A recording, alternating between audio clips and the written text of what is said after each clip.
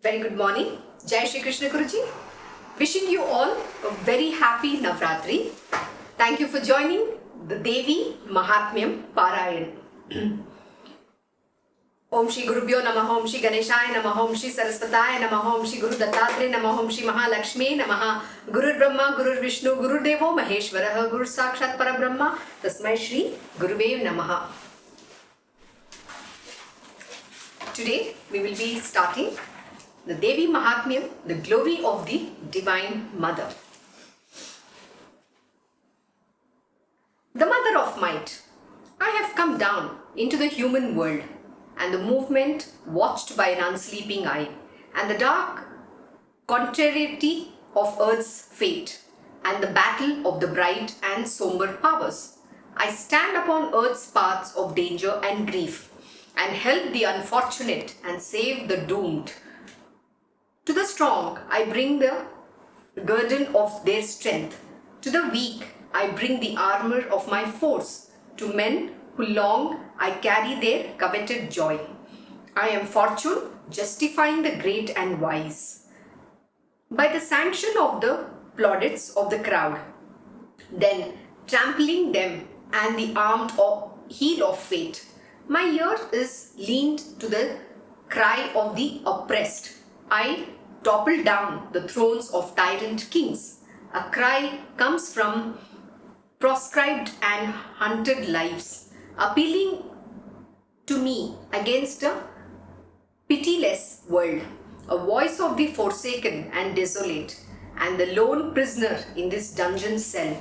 Men hail in my coming the Almighty's force, or pray or praise with thankful tears His Saviour grace. I smile the Titan who bestrides the world and slay the ogre in his blood-stained den. I am Durga, goddess of the proud and strong, and Lakshmi, queen of the fair and fortunate. I wear the face of Kali when I kill. I trample the corpse of the demon hordes. I am charged by God to do His mighty work. Uncaring, I serve His will who sent me forth. Reckless of peril and earthly consequence, I reason not of virtue and of sin, but do the deed He has put into my heart. I fear not for the angry frown of heaven. I flinch not from the red assault of hail. I crush the opposition of the gods, tread down a million goblin obstacles. I guide man to the path of divine.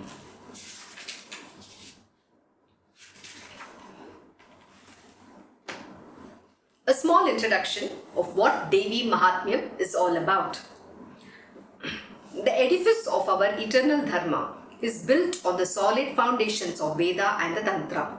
In both these ways of knowledge, sufficient importance has been given to the path that worships the Supreme as the Mother. The Veda gave to the prime mover the appellation Aditi, the primordial force which extends in all and contains all, the Supreme Shakti, the Divine Mother who gives birth to the gods and the goddesses. The Tantra proclaims Shakti is the origin and source of all. She is the cause of creation. Nothing is there if she be not there. It has been said that whatever the god one worships only the Shakti. The twice born cannot brand themselves as Shaivites or Vaishnavites. They are all Shaktas, worshippers of the Shakti, for they fervently worship daily Gayatri, the primordial goddess, the mother of the spoken word. The worship of Shakti is the life breath of our great Dharma.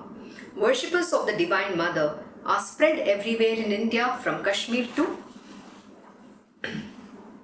Kerala.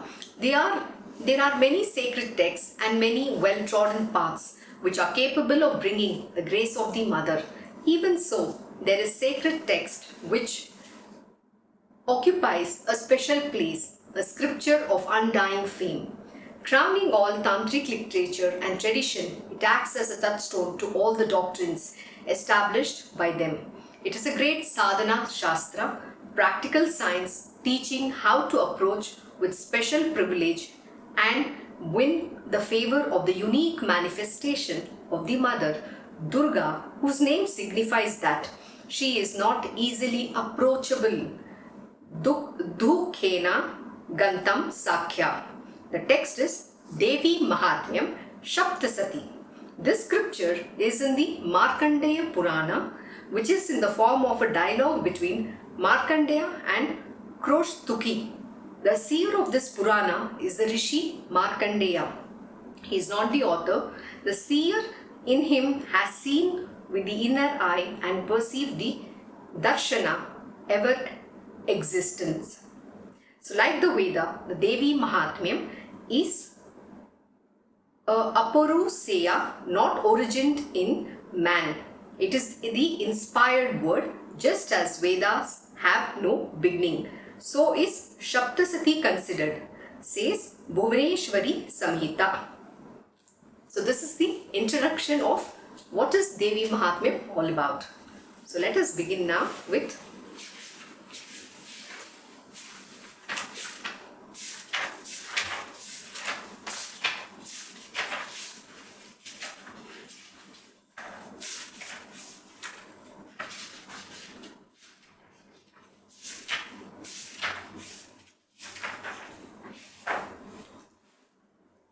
the Kavacha, Argala and Kilaka. Sorry. The physical body is obscure and obstinate and prone to ailments. It is not plastic and supple like the vital or the mind. Because of its innate inertia, it is considered as an impediment to spiritual progress. And there are many spiritual paths that advocate a total ignoring or suppression of the physical. But that is not the way of the Tantra. The body is the basis of the sadhana, the receptacle for the play of the divine. It has to be enlightened and made to share the experiences and progress in the mental and the vital. It has to be made strong to resist the onslaughts of the forces that stand in the way of such a change. The body has to be guarded and protected, and the physical envelope surrounding it made strong so that these forces do not make inroads into it and attack the body in the form of illness. The device used by the sadhaka is the kavacha, a prayer acting as an armor effectuating the divine protection. The kavacha is used to guard and protect the body, ward off illness from it and cure it from illness when it has already besieged the body.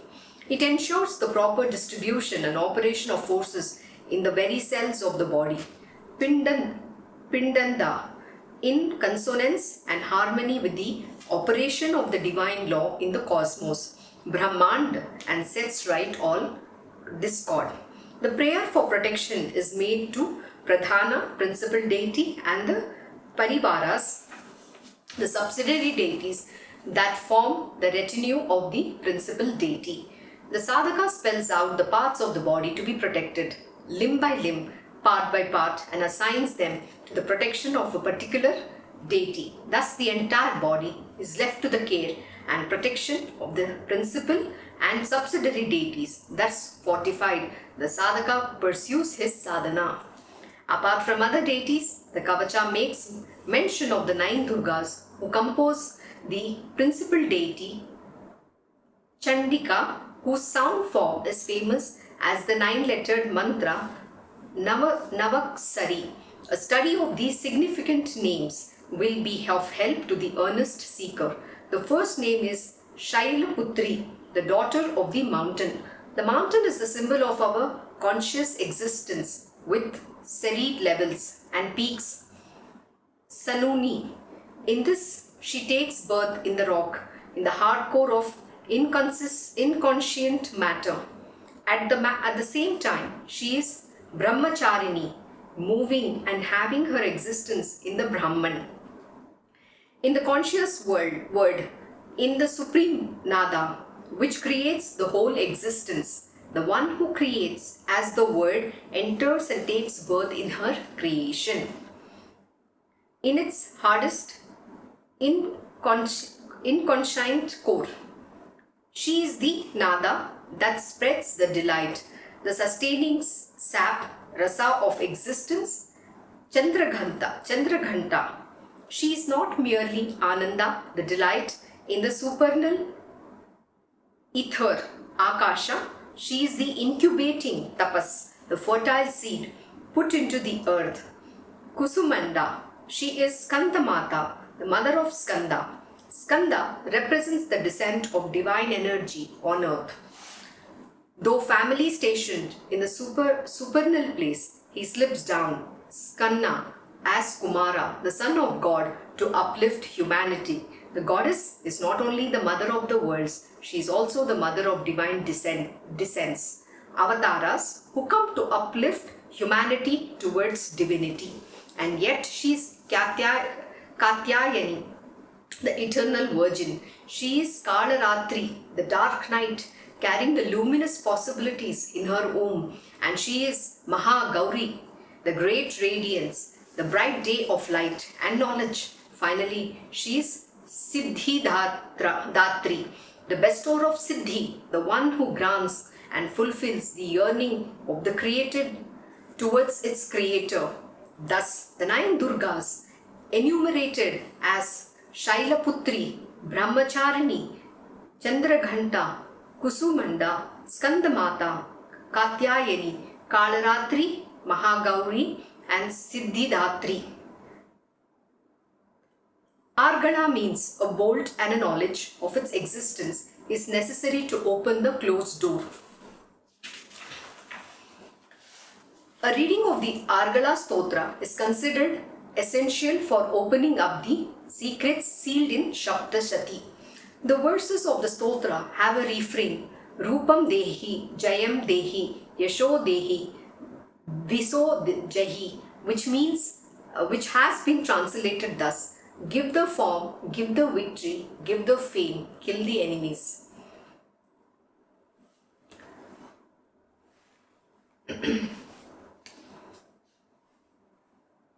So it is the doctrine of Tantra that siddhis result only when one does the japa of a mantra, but it is enough if one audibly recites the 700 verses of Devi Mahatmyam. No mantra is necessary. All the siddhis will result.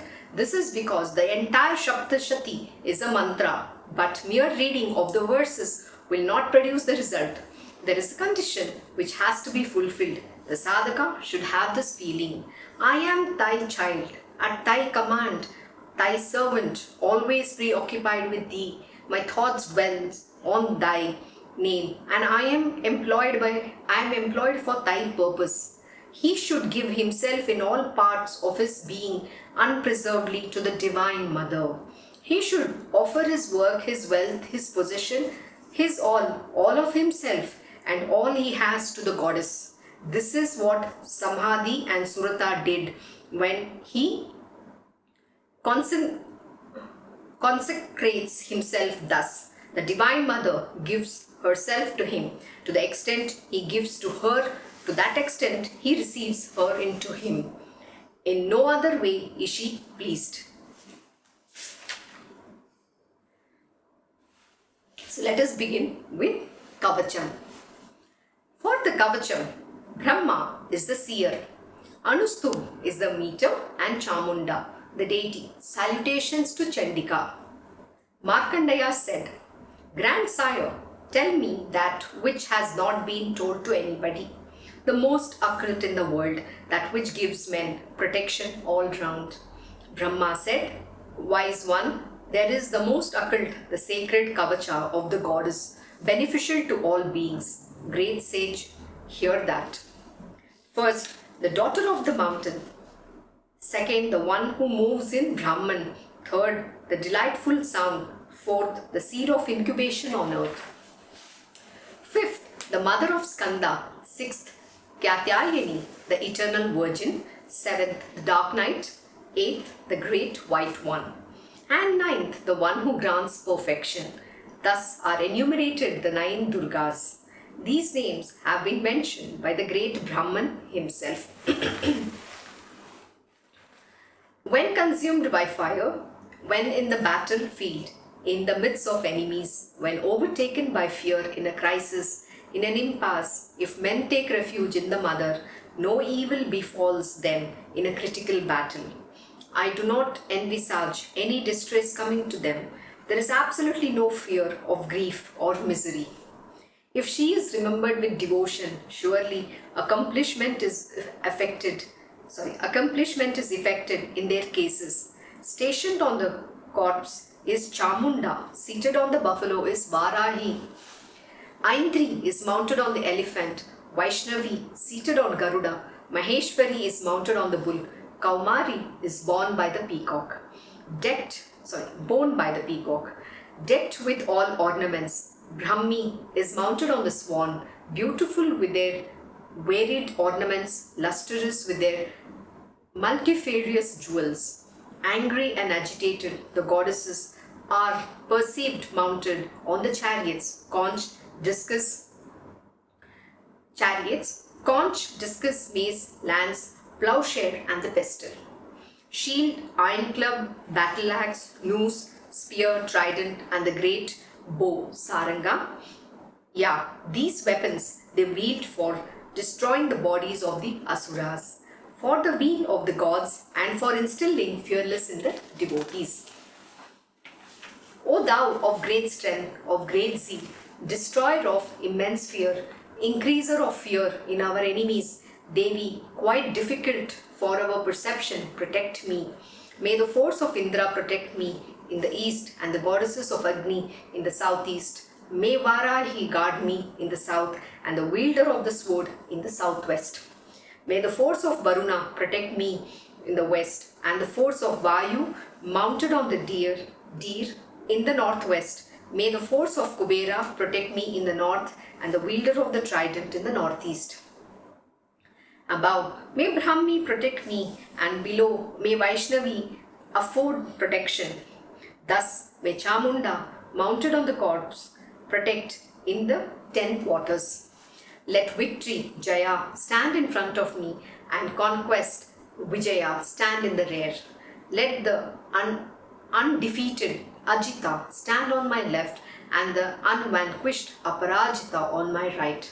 Let the luminous one guard the tuft of my hair established in the head, let Uma protect.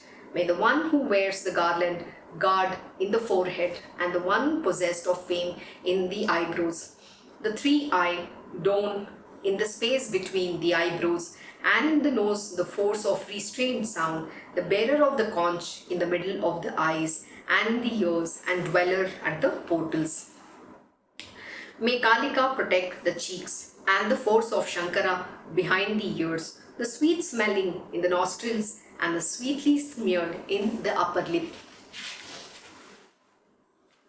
The digit of nectar in the lower lip and the Saraswati in the tongue. May the force of Kumara guard the teeth and Chandika in the middle of the neck. May the one of varied sound protect the uvula, and may Mahamaya protect the palate. May Kamakshi guard my chin and all auspicious my speech. The auspicious Kali in the neck and the wielder of the bow in the backbone, the force of Nilakanta in the outer neck and Nalakubari in the throat. May the wielder of the sword guard my two shoulders and my arms, the wielder of the thunderbolt. May the possessor of the staff guard my hands and the fingers, the mother. And the fingers, the mother. The nails, may Naleshwari protect the abdomen. May Mahalakshmi, I missed a verse. May the goddess with the trident protect the nails. May Naleshwari protect the abdomen. May Mahalakshmi, the dispeller of mental anguish, guard the breasts. In the heart, the goddess Lalita. In the stomach, the wielder of the trident. In the navel, the goddess of love. Likewise, may the lady of occult secrets protect the private parts. Let Bhagavati guard the hips and the dweller in Vindhyas the knees. Let the head of beings guard my genital and one who mounts the buffalo my thighs. The giver of all desires, the goddess of immense strength, has to be invoked in the shanks In the ankles, the force of Narasimha, and in the feet, the goddess of immeasurable luster. May she guard the fingers in the feet, and let the dweller in the nether regions guard the sole of the feet. May the one looking terrible with fangs guard the nails, and the one with high tresses the hair. May the force of Kubera guard the pores in the skin, and may the lady of speech guard the skin. Let the daughter of the mountain guard the blood, the marrow of bone and flesh, bone and fat. Let the goddess of dark night guard the entrails, and the crowned sovereign the bile. Let the lady of the lotus guard the lungs, and the lady with the jewel in her crest the phlegm. Let the flamed-faced one guard the luster of my nails, and the unbreakable one in all the joints. Let Brahma's force protect my semen, and the goddess with the regal umbrella my shadow. May the one whose movement is dharma, law of the being, protect my mind, intellect, ego, and the 5 vital breaths, prana, apana, vyana, samana, and udana. Let the force of Vishnu always guard my name, fame, and prosperity. The force of Indra, my cowpen, and Chandika, my cows. May Mahalakshmi guard my offsprings, and Bhairavi, my wife. Let the doer of good, Vijaya, stand everywhere and protect my path. O Goddess, protect all those places that have been left unprotected by the Kavacha, conquering and destroying the sins on my way. Sins on the way. If one cares for one's welfare, one should never take a step without the armor.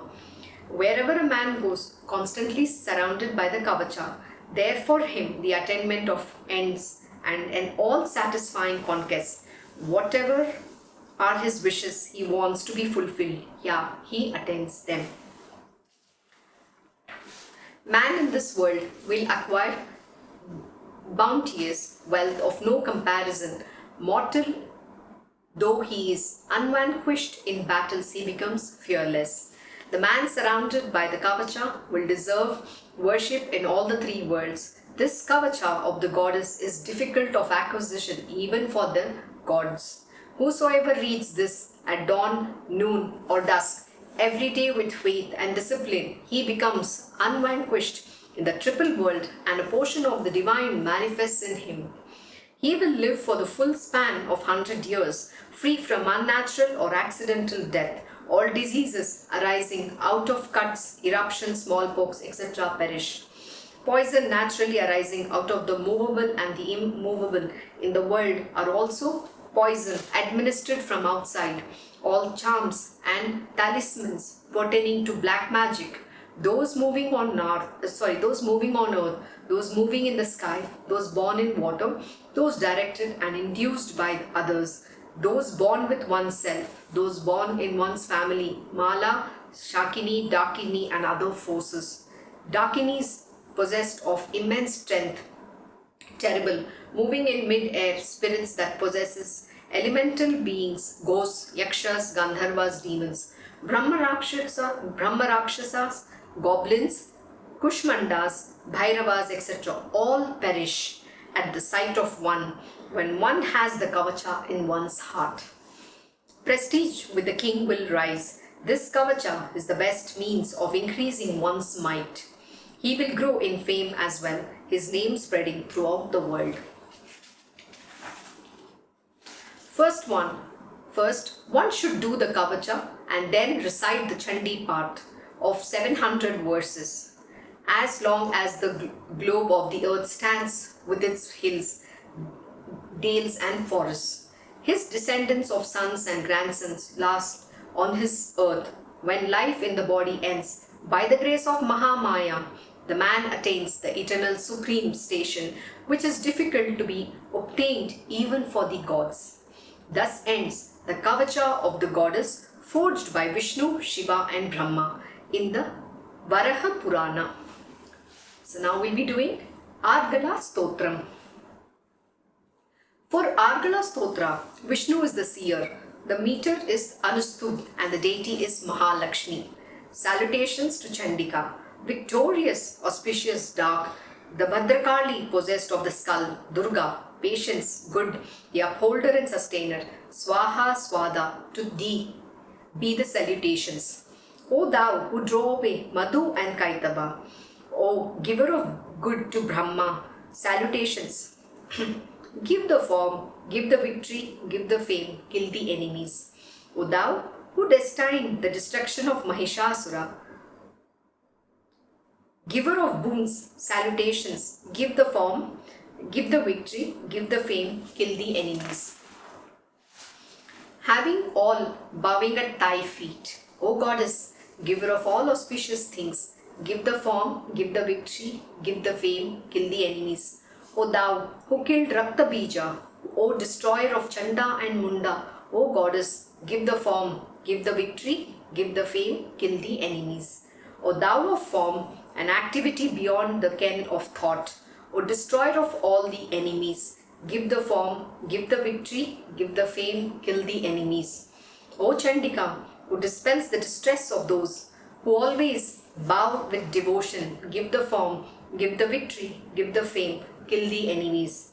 O Chandika, who destroys the disease of those who laud thee with devotion, give the form, give the victory, give the fame, kill the enemies. O Chandika, whosoever constantly worships thee with devotion, to him give the form, give the victory, give the fame, kill the enemies.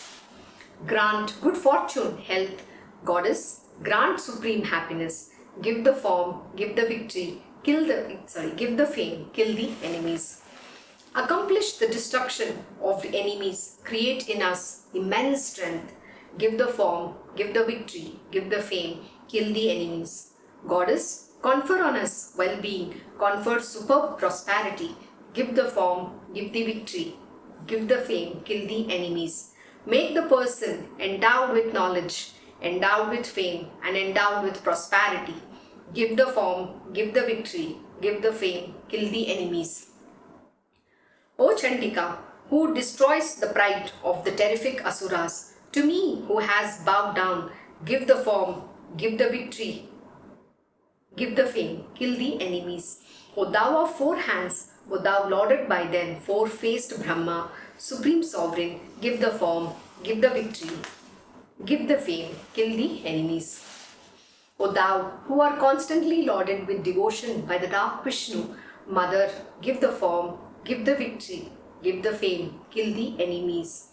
O thou who are lauded by the Lord of the daughter of the snow mountain, supreme sovereign, give the form, give the victory, give the fame, kill the enemies. O Mother, whose feet get rubbed against the crest jewels of gods and asuras, give the form, give the victory, give the fame, kill the enemies. O thou who are worshipped with true feeling by the Lord of Indrani, supreme sovereign, give the form, give the victory, give the fame, kill the enemies. Goddess, who gives rise to unfettered happiness in devotees, Mother, give the form, give the victory, give the fame, kill the enemies. Bestow offsprings, bestow wealth, grant me all desires. Give the form, give the victory, give the fame, kill the enemies. Grant me a wife, pleasing to the mind and born of a good family, one who follows the indications of my mind and ferries me across the difficult ocean of samsara. After reading this Lord, a person should read the great Lord, well comprised of 700 number of verses. Yeah, he gets the fulfillment. Thus ends the Argala Stotra in Markandeya Purana. The last one is Kilakam. For this Kilaka, Shiva is the seer. The meter is Anustup and the deity is Mahasaraswati. Salutations to Chandika. Pure knowledge is his body and the three Vedas are his eyes of divine vision. He is the cause of attaining the supreme well-being. To him who wears the half-moon, salutations. Whosoever is intent on the recitation of these mantras, without all this Kilaka, he also acquires well-being. All things like driving away the undesirables are effective, but for those who laud by means of this, it is effectuated by the mere Lord. There is absolutely nothing, no charm, no medicine. All things like Uchchatana are effective without japa of mantras. All are effectuated. Shiva left this for discussion in the world and made all this Lord an auspicious mantra. Yeah, the Lord of Chandika, and he made it a cult. There is no end to the merit it bestows, and so he put a restraint. He, Sadhaka, gets all the well-being, no doubt, concentrated on the 14th or 8th day of the dark fortnight. He gives, he accepts, in no other way. She is pleased. By this pivot, it is fixed by Mahadeva. Whoever frees this from restraint and constantly recites it clearly, he is the accomplished one, Siddha. He is in the retinue of the goddess. He becomes a Gandharva in protection. When he goes about, from nowhere does fear come to him. He does not become a victim of ultimately accidental death. After death, he attains liberation. Having known, one should begin and perform. If he does not perform, he perishes. The very fact of having known itself is fulfillment. This is begun by the knowers.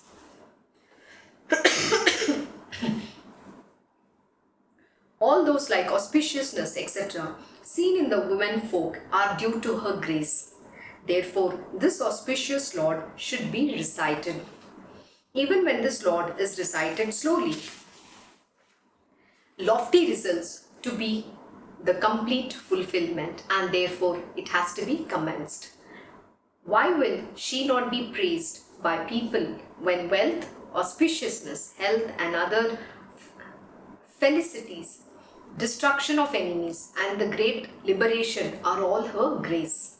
Here ends the Kilaka Stotram.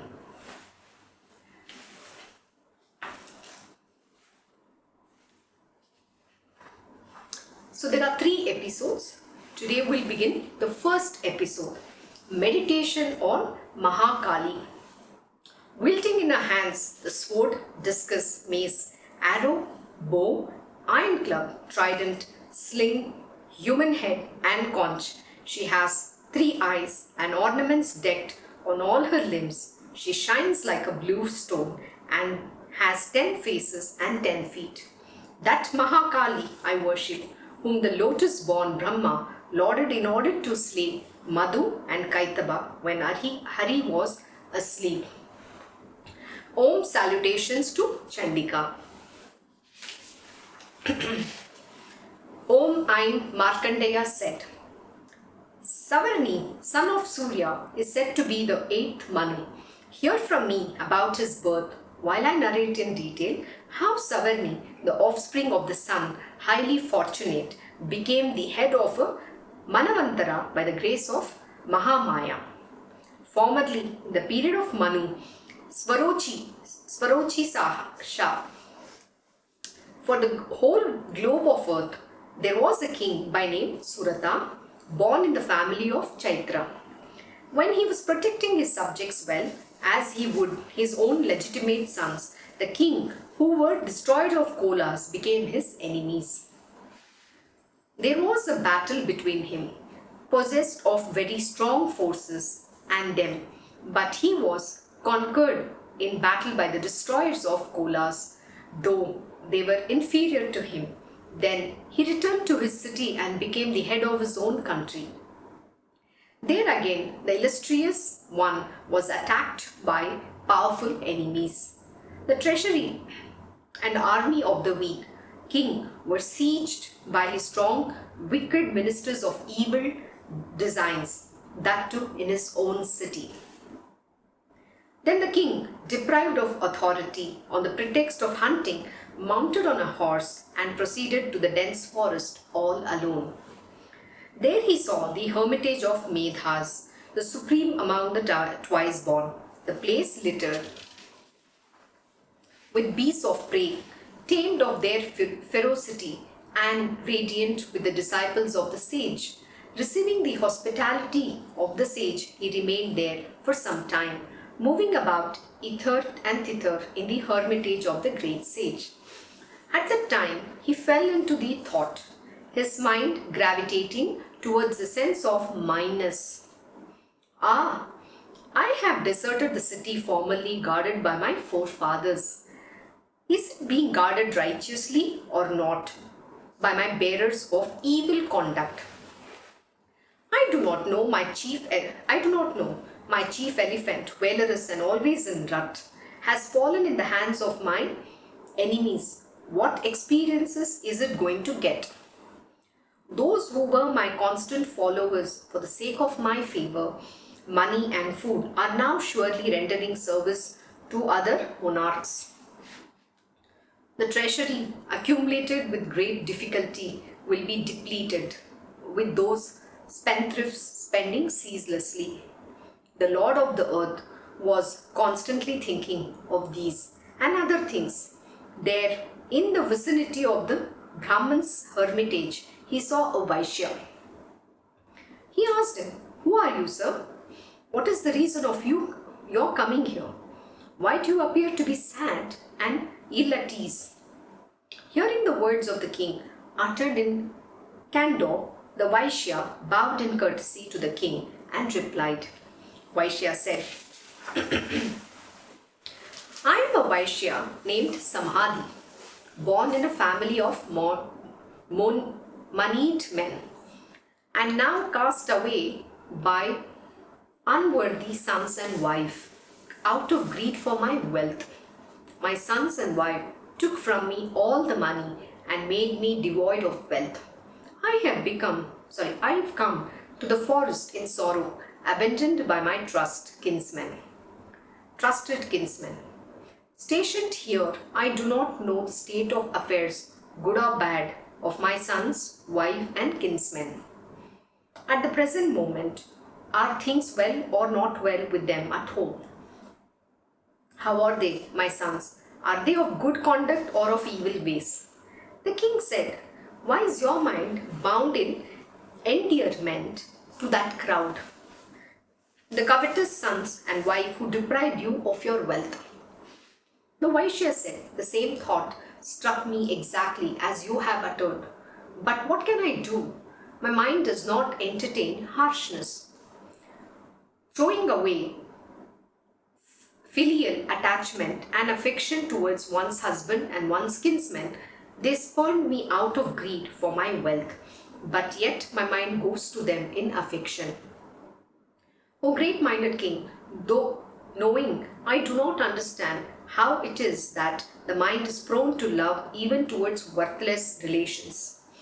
For their sake comes forth my sigh and dejection in my mind. What can I do, as my mind does not become harsh towards those unloving ones?" Markandeya said, "O Brahman," they then jointly approached the sage, the Vaishya named Samadhi, and that noble monarch. The Vaishya and the king, observing due and proper etiquette towards him, seated themselves and conversed on some topics. The king said, "Sire, I wish to ask you something. Pray reply to it. Without any dependence on my thoughts, my mind gives itself to grief. I have lost my kingdom, but yet this sense of mine in all the limbs of the government. What is this that happens to me, though knowing as though to an ignorant man, O sage supreme? And this one is spurned by his sons and wife, abandoned by his bearers, and forsaken by his own people. Even then, he is very much affectionate towards them. Thus, he and I, though we perceive the defects in a thing, are still attracted in mind towards it by the sense of minus, and hence we both are exceedingly unhappy. O illustrious one, how is it that even to the knowledgeable the delusion comes? This ignorance has fallen on him and me, blind to the sense of discrimination." The sage said, "O illustrious one, there is a knowledge amongst all beings appertaining to their senses, and these senses operate in distinct fields. Some beings are blind by day, some blind by night, and some beings have equal vision by day as well as by night. It is true that men have knowledge, but are they the only ones? Birds, cattle, and other animals all have knowledge. The knowledge that beasts and birds have, men also have. And what the men have, they too have. It is same for both. Look at these birds. They have the knowledge that they are afflicted by hunger, yet by delusion they go on feeding grains into the beaks of their young ones. O valorous among men, men love their children, coveting for a return. Do you not perceive this from these birds? Even so, men are hurled into the whirlpool of minus, into the hollow of delusion by the power of Mahamaya, who institutes the continuance of this world. You need not be surprised. This Mahamaya is Yoga Nidra, superconscient sleep of Hari, the Lord of the world. The world is deluded by her. She, the goddess, the divine Mahamaya, draws by force the minds of even the knowing ones and makes them over to delusion. This revolving universe, containing all that is mobile and immobile, is cast out from her. She, gracious, grants the best and shows the way for men's release. She is the supreme knowledge, the eternal, the cause for liberation. The goddess of all the gods, she too is the cause for bondage in samsara. The king said, Sire, who is that goddess whom you speak of as Mahamaya? How is she born or twice born? What is her work? What power has she? What form? What source the goddess? Eminent amongst knowers of Brahman, I desire to hear all this from you. The sage said, She is eternal. The world is her embodiment. All this is pervaded by her. Even so, her birth is in many ways. Hear from me. Whenever she manifests herself for the accomplishment of divine purpose, she, though eternal, is said to be born in the world. At the end of a kalpa, when the world was made into one vast stretch of ocean, the mighty Lord spread his conch of Chesha and sank into a superconscient sleep. Then two terrible asuras, the famed Madhu and Kaitaba, came into being out of the earwax of Vishnu and sought to kill Brahma. Brahma, the Lord of beings, was stationed in the navel lotus of Vishnu. Perceiving those two fierce asuras and Vishnu sleeping, in order to awaken Hari, he praised Yoga Nidra, abiding in the eyes of Hari, with concentration in the heart. The Lord of Light extolled the Sovereign of the universe, the upholder and sustainer of the worlds, the cause of preservation as well as destruction, the unparalleled sleep divine of Vishnu. Thou art Swaha, thou art Swadha, thou the word of Vashat, the soul of sound. Thou art well born. In the eternal immutable Omkara, thou standest in the form of the threefold Matra. Thou standest in as half the Matra. The eternal, thou art that which cannot be specifically uttered. Thou only art the Sandhya. Thou art Savitri, goddess. Thou art Mother Supreme. The universe is held and sustained by thee. This world is created by thee, goddess. This is protected by thee. Finally, thou consumest this always. O thou who has become the world, when casting out, thou takest the form of creation, when protecting, the form of preservation. Similarly, at the termination of the world, thou takest the form of destruction. Great knowledge, great illusion, great intellect, great remembrance, great delusion. Thou art great goddess, great sovereign. Thou art the Prakriti, nature of everything, manifesting the three gunas. Thou, the dark night, the great night, the terrible night of delusion. Thou art beauty, sovereignty. Thou art modesty, intellect, the sign of knowledge. Bashfulness, nourishment, contentment art thou. Also, tranquility and forbearance. Thou hast the sword, thou hast the spear, terrible, thou hast the mace and the discus. Thou hast the conch, the bow, the arrows, the sling, and the iron club. Thou art pleasing, more pleasing than all the pleasing things. Thou art exceedingly beautiful, the lofty one, beyond the superior and inferior. Thou alone art the supreme sovereign. O soul of all, whatever may be a thing, existent or non-existent, the power of Shakti in all those things is thyself. How can I praise thee? By thee has been put to sleep the one who creates the world, preserves the world and consumes the world. So, who here has the capacity to extol thee? By thee, Vishnu, myself and Ishvara have been made to take an embodied form. Therefore, who has the power to praise thee? O Devi, lauded thus by thine own eloquent powers, delude these two unassailable asuras, Madhu and Kaitava. Let Achyuta, the master of the world, be speedily brought to the waking state. Make him wise for slaying these great asuras. The sage said, thus lauded by Brahma, in order to awaken Vishnu for killing Madhu and Kaitava, the goddess of inertia emerged out of Vishnu's eyes, mouth, nose, arms, heart and chest, and came to the vision of Brahma, who takes birth from the unmanifest.